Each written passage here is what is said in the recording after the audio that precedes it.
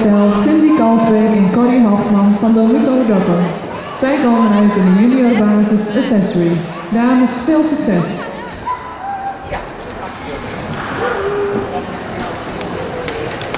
Assepoester. Lang, heel lang geleden leefde er in een land hier ver vandaan een rijke koopman met zijn tweede vrouw. De knappe en lieve dochter heette Assepoester. Als ze even wil gaan zitten, kan de zusters altijd denken. Assepoester, Assepoester, Assepoester.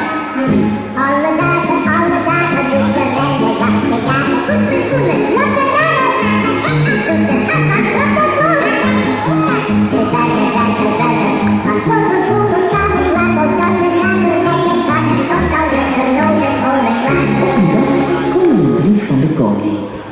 alle jonge dames uit het hele land mochten op het koninklijke bal komen. Op dit bal zou de kroonprins zijn bruid kiezen.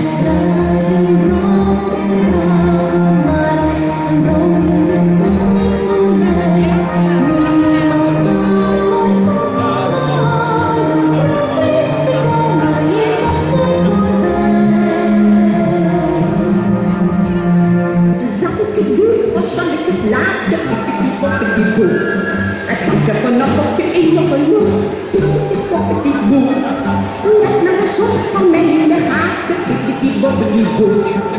Als ik ga toveren zal je wat zien. Die boek. De gelafelde papillon veranderde in de allermooiste avondjapon die je ooit gezien hebt.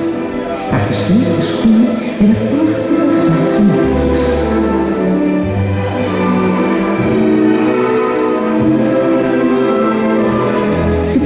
En Assepoester danste de hele avond.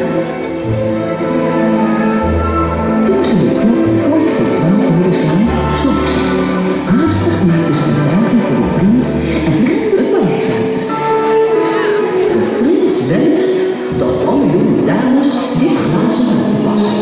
Zenuwachtig ging Assepoester naar de boodschap. Probeerde het muiltje. Het muiltje paste precies.